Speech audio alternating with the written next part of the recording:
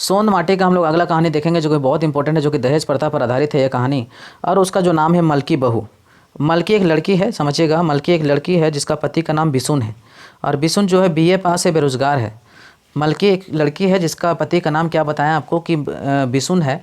और बिसुन जो है बीए पास है, बेरोजगार है, पति होगा एक्चुअली यहाँ पे मलकी का पति। एक्चुअली यहाँ टाइपिंग एरर है, पति हो जाएगा यहाँ, ठीक है। तो बिसुन जो है एक्चुअली वो नौकरी क्या होता है कि दयाल बाबू इसके पिता का नाम है। दयाल बाबू किसके बाबूजी का नाम है? तो मलकी के बाबूजी का नाम है दयाल बाबू। और दयाल बाबू जो है बोकारो में नौकरी करते हैं। और उसी समय मलकी का जो पिता हैं दयाल बाबू, वो एक बार बिसुन को देखते हैं कि रोज़गार के तलाश में वो बोकारो में आते हैं।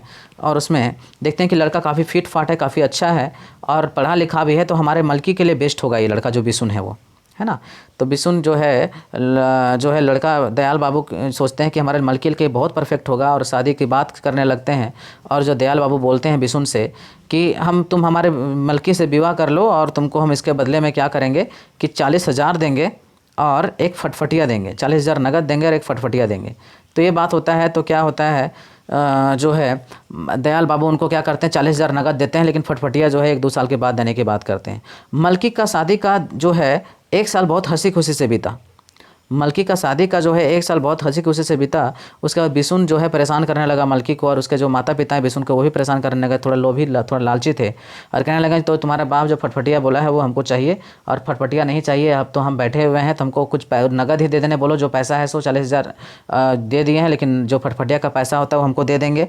तो उससे हम क्या करेंगे कि हम जो है उससे बिजनेस करेंगे, बिजनेस लगाएंगे। तो मलकी कहती है कि देखो अभी शादी हुआ हमारा कुछ दिन ही हुआ है और अभी जो है खेत बाड़ी बेच के शादी किया गया है हमारा, तो अभी पॉसिबल नहीं है देना और नहीं दे पाएंगे। हमारे जो फादर हैं, बाबूजी हैं, वो दयाल बाबू जो मतलब हैं वो नहीं दे पाएंगे।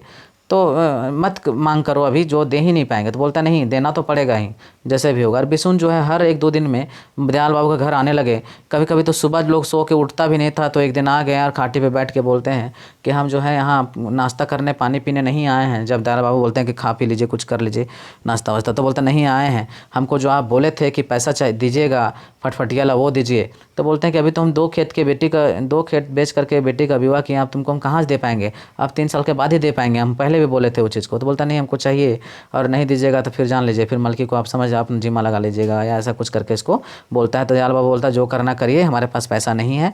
तो ये सब चीज़ को लेकर के ये कहानी की ओर बढ़ता है। और उसके बाद क्या होता है कि मलकी को घर में परेशान करा जाने लगता है और उसको धमकी दिया जाने लगता है कि ठीक है, मलकी के रातों में जो रोने की सिसकियाँ सुनी जा सकती थी और मलकी को घर से कभी कभी बाहर भी निकाल देता था रातों में, और वो जो है दरवाजे के बगल में रो रो के रहती थी। और बिसुन जो है परेशान करने लगा और बोलने लगा अपना बाप घर जाओ, तुम यहाँ रहने की ज़रूरत नहीं है। लेकिन मलकी जाती नहीं है, वहीं रह जाती है, बाहर निकल जाती है, लेकिन जाती नहीं है। बिसुन जो है वो बोलता है कि यदि तुम्हारा बाप यदि पैसा नहीं देगा तो हम दूसरा शादी कर लेंगे। और बिसुन वही करता है कि जो है रोहतास में दूसरी शादी कर लेता है और दहेज के लिए केवल बिसुन जो है रोहतास में दूसरी शादी कर लेता है। और मलकी का जीवन जो है नरक हो गया है, रो रो के उसका बुरा हाल है, उसको कोई पूछता नहीं है। तो इसीलिए कहानी मलकी बहू दिया गया है, ठीक है। तो मलकी बहू कहानी में एगो लड़की के है मलकी के बाप के की नाम है दयाल बाबू, मलकी के पति के की नाम है बिसुन के दहेज में कै रुपया मिलो है? 40,000 नगद और एगो फटफटिया मिलो है ना। जो बिसुन जो है दूसरा शादी कहाँ करो? रोहतास में करो है, ठीक है। तो यही कहानी का पात्र है और क्वेश्चन भी इसी तरह से बनेगा। मलकी बहू कौन विषय पर आधारित है? दहेज प्रथा पर। तो इस तरह का करके आपका सवाल जो है बनेगा। इसको आप जो है पढ़ेंगे तो और क्लियर हो जाएगा। मतलब इससे ज़्यादा सवाल, इससे ज़्यादा टॉपिक नहीं होगा। अगला हमारा कहानी भीतर बाहर। ये कि जो कहानी सांप्रदायिकता पर आधारित है, दंगा पर जो आधारित है, जो कि हजारीबाग में कैसे एक जो है दंगा होता है 80 के दशक में, तो उसको लेकर के बताया गया। तो एक जो है पठान छुआ है, पठान बच्चा, इसका नाम है सिराज, या सिराज बोलिए या सिरजवा बोलिए। तो सिरजवा जो है वो 26 बच्चर का पठान छुआ लगे, यानी कि 26 साल का पठान बच्चा है। इसका बाप का नाम इबादत खां है। इसका बाप बहुत ही नेक आदमी, मददगार है, एक टैक्सी है जो कि कभी भी हमेशा दिन रात अंधेर जब भी होगा, इसका बाप इबादत खां हमेशा मदद के लिए तैयार रहता है। अपने गांव जो दारूडीह है वहाँ पे, है ना, दारूडीह जो है लेखक के गांव है और वहीं पे इस कहानी को उसी को लेकर के बताया गया है। ध्यान रखिएगा सिरजवा के बारे में। और सिरजवा जो 26 साल का बच्चा है, लड़का है, कप्तान मतलब कि पठान छुआ है। और एक बार जो है हजारीबाग के अमृत नगर में मैच होता है, हजारीबाग और दारूडीह जो है उसका टीम से फुटबॉल मैच होता है। और फुटबॉल मैच का कप्तान भी है सिरजवा जो है। और जब मैच होता है तो हजारीबाग में उसी बीच में दंगा होता है, तो लोग हजारीबाग टीम नहीं पहुंच पाते, लेट से पहुंचते अमृत नगर फील्ड। तो अमृतनगर जो है हजारीबाग से जो है 1 किलोमीटर 2 किलोमीटर जो है पूर्वी भाग में स्थित है। हजारीबाग मेन टाउन से उसको 3 किलोमीटर पूर्वी भाग में स्थित है, ही जानिए आप अमृतनगर जो बोल रहे हैं सो। तो क्या है, सिरजवा जो है फुटबॉल टीम का कप्तान होता है और खेलने के लिए उन लोग दारूडे से आता है। और फिर जो है हजारीबाग टीम लेट से पहुंचती है और उन लोग बोलता है कि जो जैसे पहुंचो, हम लोग खेलने आए तो खेल के जाएंगे। हजारीबाग में शहर में दंगा हुआ होता है, हिंदू मुस्लिम का दंगा होता है। और इसी बीच में खेलने के दौरान में इसका एक साथी होता है सिरजवा, क्योंकि फुटबॉल टीम का कप्तान है और वही टीम का जो है डॉक्टर विनोद कुमार जो हैं लेखक, वो भी उसके टीम के खिलाड़ी रहते हैं। तो सिरजवा को बहुत करीब से जानते हैं क्योंकि इसका टीम का कप्तान है, तो और देखे हैं उसको बचपन से, अपना गाँव में ही है। तो रोहित जो उसका सिरजवा एक्चुअली यहाँ सिरजवा हो जाएगा, सिरजवा टीम का खिलाड़ी हैं। और उनका मैच के दौरान उसका हाथ जो है टूट जाता है, मैच के दौरान जो है उसका हाथ टूट जाता है और हिंदू मुस्लिम दंगा होने के कारण उसका इलाज करने के लिए कोई तैयार नहीं होता है। तो सिरजवा क्या करता है, रोहित को रिक्शा करके लाता है bus stand, Hazaribagh bus stand लाता है। और रिक्शा करके जब हजारीबाग बस स्टैंड लाया जाता है उसको, तो क्या होता है कि वो जो है समझिएगा, उसके बाद उसको अंदर रिक्शा जाने नहीं देता क्योंकि सदर अस्पताल जाना होता है उसको। तो क्या करता है सिरजवा, रोहित को अपना पीठ पर लादता है और उसके इलाज के लिए जो है ले जाता है कहाँ पे, तो उसको जो है सदर अस्पताल ले जाता है। लेकिन पुलिस जो है उसको रिक्शा जब जा रहा था उसमें मना करता है कि क्यों ले जा रहे हो और कहाँ जा रहे हो उसको पीठ पे लाद करके। तो सिरजवा कहता है कि मेरा दोस्त है और घायल हो गया है, तो हम इसको इलाज कराने ले जा रहे हैं। और देखता है कि कैसे धारा 144 लगा होता है शहर हजारीबाग में। अरे सब देख करके मन उसका व्यथित हो जाता है और बोलता है आखिर ये सब हमारे गांव में तो कम से कम हिंदू मुस्लिम नहीं है, हमारे गांव में ये सब चीज़ें नहीं हैं और कितना प्यार से रहते हैं, पता भी नहीं चलता है कौन हिंदू क्या मुस्लिम। ये धर्म के नाम पे जो है पॉलिटिकल रोटियां सेकी जा रही है जो कि सही नहीं है। तो बहुत दुखी होता है उसका मन सिरजवा का। और इस तरह से जब शाम में इलाज करा के जब जाने लगता है सिरजवा, तो ये सब सोचते जाता है कि हमारा गाँव कितना अच्छा है ना, ये सब चीज़ें नहीं होता। लेकिन आज क्या है, दुख की बात यह है कि सिरजवा नाश्ता करके कुआं पे नहाने गया था और उसका पैर फिसल गया है और उसका जो पैर फिसल जाने के कारण उसकी मृत्यु हो गई है सिरजवा का। उसी को याद करके लेखक जो है काफ़ी भावुक हैं कि कितना अच्छा था, इसका बाबूजी के नाम को आया क्या था, इबादत खां था, तो इसको लेकर कितना अच्छा था, कभी सब चीज़ों में हिंदू मुस्लिम के दंगे या उस तरह की चीज़ों में नहीं फंसा था। तो यही इस कहानी में जो है बताया गया है। ठीक है, तो पूछेगा इस कहानी में कि भीतर बाहर कौन विषय पर लिखल गया है, तो सांप्रदायिकता के आधार पर। इस कहानी के मुख्य पात्र के लगा, भीतर बाहर के मुख्य पात्र के लगा सिरजवा कै बचर के पठान छुआ रो है 26 बचन का, और बाप की नाम रो है इबादत खां, है ना, जैसे कि सबके मदद करो है। ये फुटबॉल टीम के कप्तान के रहो है यानी कि दारूडी से। तो उस समय इस कहानी के मते तो जे रहो है कि सिरजवा रहो है नहीं। डॉक्टर लेखक जो थीन विनोद कुमार कौन कहानी में जो हथिन फुटबॉल टीम के खिलाड़ी के रूप में रहो थीन, तो वही भीतर बाहर में देख रहे हैं यहाँ पे, भीतर बाहर में जो है सिरजवा का कौन खिलाड़ी के जो है हाथ टूट जाए मैच के दौरान, तो इस रोहित के रकर इलाज के लिए कहाँ ले जाया है, सदर अस्पताल, है ना, ये चीज़ है। सिरजवा के का होला है तो ओकर जो है पैर फिसल के जो है गिर गला कुआं में, ओकर मृत्यु हो गया है। ओकर बाप के नाम लगे इबादत खां। तो इस तरह का सवाल इसमें जो है आपका बनेगा, ये आपको जानना पड़ता है। ठीक है, अगला हमारा सवाल है हुब या लगनशील।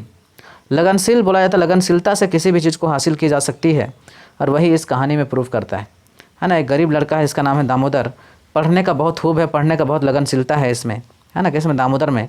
और पिता का नाम गुरदयाल राम है, इसका पिता का नाम जो है गुरदयाल राम है। और बोला जाता है जो दामोदर है 7 भाई बहन में से सबसे छोटा है, अर्थात इसके जो है 6 बहनें हैं और खुद एक अपने हैं, यानी कि 6 + 1 यदि बात करें 7 है, यानी इसका भाई नहीं है, 6 बहनें हैं और एक जो है खुद है। टोटल 7 भाई बहनों में से सबसे छोटा है दामोदर, उसको पढ़ने का खूब है।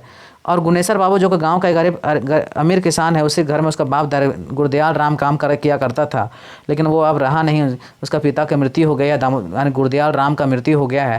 तो उसके बदले दामोदर जो है इसके खेत बाड़ी में काम करता है। लेकिन गुनेसर बाबू जब इसको स्कूल कॉलेज जाते हुए देखता है तो काफ़ी गुस्सा जाता है, स्कूल जाते हुए देखता है दामोदर को पढ़ते हुए देखता है तो काफ़ी गुस्सा जाता है कि तुम पढ़ लिख के क्या करेगा, तुम्हारा बाप तो कुछ कर नहीं पाया। ये सब चीज़ को देख करके काफ़ी जो है गुनेसर बाबू को गुस्सा आता है। लेकिन दामोदर को पढ़ने का इतना लगनशीलता रहता है कि वो पढ़ने के लिए क्या करता है, हजारीबाग आ जाता है और हजारीबाग में 2 गो ट्यूशन पकड़ता है पढ़ाने के लिए, और दिन में रिक्शा चलाता है और रात में पढ़ता है और शाम में ट्यूशन पढ़ाता है। तो रिक्शा चला करके पढ़ने वाला व्यक्ति कौन, दामोदर जो है पढ़ता है। और क्या होता है, इसी तरह से बीए में जब एडमिशन कराता है तो बीए प्रथम श्रेणी से पास हो जाता है दामोदर, और एक बार परीक्षा दारोगा का देता है, इसमें कि वो पास हो जाता है, दारोगा बन जाता है। और वो जो है रिक्शा लेकर के अपनी माँ से मिलने चला जाता है और माँ उसकी बीमार रहती है, मिठाई उठाई लेके अपनी माँ के पास जाता है, कौन, जो दामोदर माँ से मिलने जाती है। माँ को बोलता है माँ मैं कि हम जो है दारोगा बन गए हैं, और देखो माँ के कितना खुशी की बात है। माँ जो है आशीर्वाद देती है और माँ भी मर जाती है, माँ की मृत्यु हो जाती है। बाद में फिर दामोदर का जो पोस्टिंग है धनबाद में हो जाता है, और धनबाद में जो धनबाद में हो जाता है दामोदर की पोस्टिंग। और फिर क्या है, गुनेसर बाबू एक दिन क्या होता है, गुनेसर बाबू अपनी माँ को गंगा सागर यात्रा के लिए ले जाते हैं और गंगा तीर्थ यात्रा के लिए गंगा सागर ले जाते हैं गुनेसर बाबू जो अपनी माँ को। लेकिन लौटते क्रम में जिसकी माँ बीमार हो जाती है और उसको इसकी माँ को, गुनेसर बाबू की माँ को क्या करना पड़ता है, अस्पताल में भर्ती कराना पड़ता है। गुनेसर बाबू के माँ को अस्पताल में धनबाद के भर्ती कराया जाता है हॉस्पिटल में।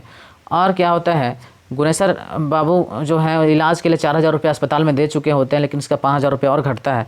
उसी बीच में दामोदर से कांटेक्ट होता है, दामोदर देखते हैं, दामोदर इसको हेल्प करते हैं और दामोदर उसको 5,000 रुपये ऑपरेशन के लिए देता है। और ये मदद को भूल नहीं पाता और गुनेसर बाबू कहता है कि देखो, कोई भी व्यक्ति जो है जाति से छोटा नहीं होता, अपने कर्म से बड़ा होता है। और ये हमारे गर्व की बात है कि हमारे गाँव से तुम दरोगा, और उसको मदद करता, तो काफ़ी भावुक इमोशनल हो जाता है कौन, जो गुनेसर बाबू है वो। तो इस तरह का ये कहानी में कहा गया है। लगनशीलता के आगे सब चीज़ हार जाता है। उसके लिए जाति, धर्म, लिंग, स्थान, ये सब कहीं कुछ नहीं आता है। आपको सिर्फ लगनशीलता होना चाहिए, गरीबी भी सामने नहीं आता है। इस कहानी में यही कहा गया। तो हुब कहानी कौन किताब लिखल गया, के लिख लेते हैं तो क्लियर हो जाएगा कि हुब कौन कहानी, तो कौन किताब है, तो सौंद माटी और के लिख लेते हैं तो डॉक्टर विनोद कुमार।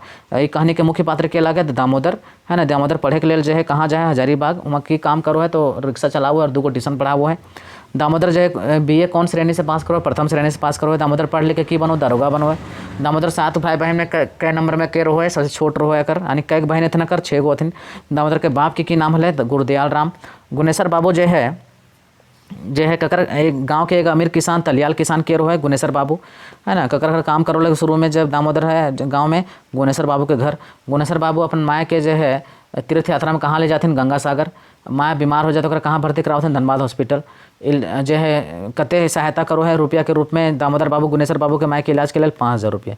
तो इस तरह का सवाल इसमें बनेगा और इससे ज़्यादा जो है हमारा सवाल नहीं बनेगा जी। ठीक है, तो ये हमारा 10 कहानी कंप्लीट हो जाता है। इसके अलावा यदि आपको पूछना नहीं है, जानना नहीं है एग्जाम में, क्योंकि अब केवल गद्य भाग बोला है, इसमें टोटल जो है 31 कविता है जो कि पढ़ना नहीं है आपको सचिवालय में, क्योंकि केवल क्लियर लिख दिया है गद्य भाग। खोटा गद्य भाग में आपको केवल 3 कहानी पढ़ना है, सोन माटी, छाहेर और जो है आपको खोटा निबंध। तो सोन माटी में 10 कहानी उसको पढ़ा दिया आपको, लेकिन फिर भी 31 कविता है, जैसे आज़ादी तरस का जुवान, माही है ना, उसका दहेज, सामाजिक करखा, इस तरह करके आस, आज़ादी, गीत, माटी और संस्कृति, नारी इस तरह करके है इसमें। आँखी काना, धरती माए, किसान एक चिंगी, गुलौची फूल, नीम, पियासल धरती, मम्मी पापा। कि आजकल लोग इतना मॉडर्न हो गया कि मम्मी पापा बोलता है रे मन, कि मन इतना तेज़ी से मूव करता है कि इससे चंचल कुछ हो ही नहीं सकता। जवान और किसान की दशा को दिखाया गया है कि कितना बुरा हाल होता है जवान और किसान का। वर्षा ऋतु को लेकर के कटाक्ष किए कि कैसे कितना खूबसूरत मौसम होता है वर्षा ऋतु। जिंदगी एक मजदूर का ज़िंदगी कैसे रहता है, वो बोने के डाक यानी जंगल कैसे बुलाता है, जंगल को हम लोग काट रहे हैं, उसको लेकर के जाड़ा ऋतु में क्या क्या दिखना। रक्षाबंधन होगा अगला 23 नंबर का जो है रक्षाबंधन है। बछड़े कांदने वर्षों का रोना, कितना रोना पड़ता है, यदि काम धाम नहीं करेंगे तो जवानी में सोएंगे तो बुढ़ापा में रोना पड़ेगा। वैसे को बताएगा करिया हीरा यानी कोयला को कहा गया आदमी नेक जीव है, कि मनुष्य जो है एक नेक जीव है, कैसे उसके बारे में भग जुगनू जो होता है उसके बारे में बताया गया, रात में कैसे चमकता है। नेता और नियत, कि नेता और नियत का जो है इन्वर्सली प्रोपोर्शनल रिलेशन है, उसके बारे में बताया गया कि दोनों एक दूसरे का उलट है। बिजली की महिमा, की बिजली ऐसा है कि कब आएगी कब जाएगी बिजली रानी कोई नहीं जानता, उसको बताया गया है। नशा पान, नशा जो है नशा पान होगा, नशा पान जो कि नशा पान जो है बहुत ही खतरनाक होता है, ज़िंदगी को पूरा डुबा देता है। पेपर बेचवा है ना, पेपर बेचवा जो है अंतिम है इसका, पेपर बेचने वाला का क्या ज़िंदगी रहता है, कैसे इनका लाइफ चलता है उसका। तो अंतिम कविता का नाम है पेपर बेचवा, ध्यान रखिएगा 31वां नंबर कविता। और पहला कविता का नाम है क्या, आज़ादी का रईस का, आज़ादी का मतवाला। कैसे आज़ादी के मतवाले जो सैनिक होते हैं वो किसी से डरते नहीं, माँ मिट्टी के लिए मिट जाते हैं वो। ठीक है, तो इसको हमारा ये सोन माटी इस तरह से कंप्लीट हो जाता है। Thank you very much.